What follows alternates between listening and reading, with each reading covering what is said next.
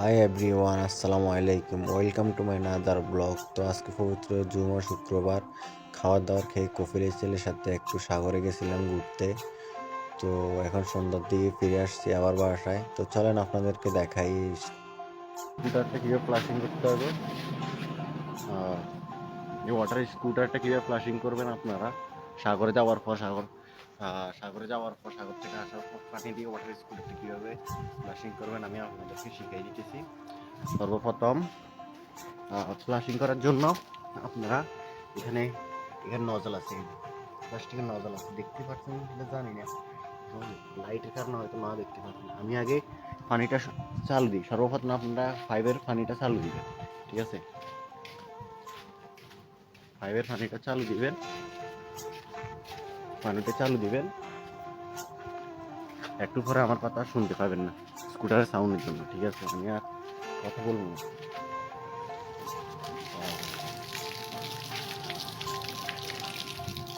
পানিটা চালু দেওয়ার পর এখানে একটা ইয়ে আছে, নজলের দিবেন, শক্ত করে লাগাই দিবেন।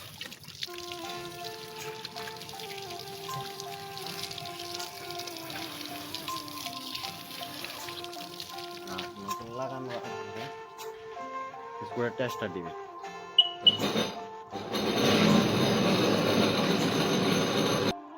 তো স্টার্ট দেওয়ার পর হালকা একটু রেস্ট দিয়ে তো পিছনে মাঠগাটটা উপরের দিকে উঠাবেন। উপরে উঠানোর পর ওই পানির পাইপটা ওই নজলের ভিতর শক্ত করে ধরবেন যেন সবগুলা পানি ইঞ্জিনে প্রবেশ করতে পারে। তো আস্তে আস্তে দেখবেন সবগুলা পানি ইঞ্জিনের ভিতরে ঢুকে ইঞ্জিনটা পুরো ফুল হয়ে যাবে। নিচে ভিতরে যত ধরনের লবণ এবং আস্তে আস্তে সব পানির সাথে আস্তে আস্তে বাইরে আসবে। তো পানির সাথে আস্তে আস্তে বাইরে আসার পর হালকা একটু পানিটা খেয়ে দেখবেন লবণাক্ত কিনা। যদি বুঝেন যে না, তো দরকার নাই। তো পাইপ যখন ইঞ্জিনটা ফুল হয়ে যাবে তখন পাইপটা ছেড়ে দিবেন। তো ছেড়ে দিয়ে ফুল স্কেলেটার দিবেন গাড়ি।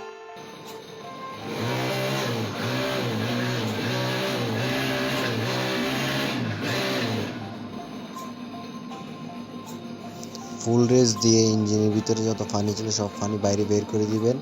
তো পানি বের করার সাথে সাথে ইঞ্জিনটা বন্ধ করে ফেলবেন। তারপর চাবিটা রাখিয়ে দিবেন। পাঁচ সাত মিনিট ট্যাঙ্কির নজলে কি কয়, ওয়াটার ট্যাঙ্কের নজলে ইঞ্জিনের কি কয় দিবেন,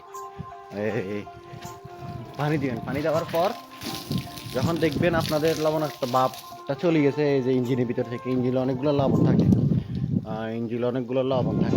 কারণ সাগরের পানি তো লবণাক্ত। এই কারণে ওই লবণগুলো না বাইর করলে ইঞ্জিন সিজ হয়ে যাবে সাথে সাথে পরবর্তীতে স্টার্ট করার পরে এই গাড়িটা।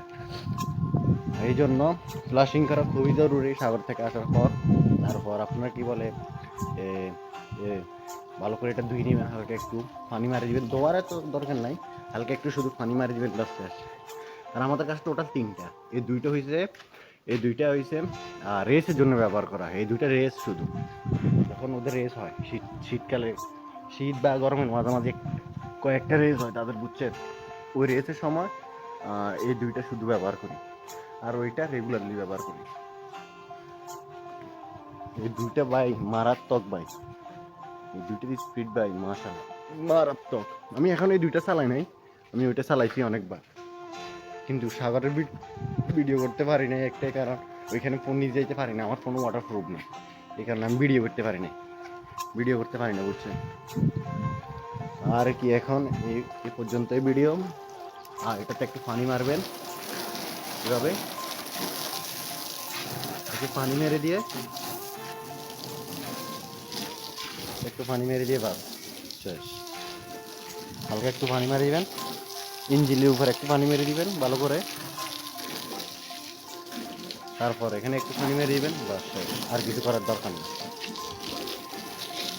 হ্যালো, তারপর চাবিটা এখানে ব্যাগের ভিতর রাখি দিবেন। চাবি ব্যাগের ভিতর না রাখলে আবার সমস্যা। চাবিটা এখানে ব্যাগের ভিতর রাখি দিবেন।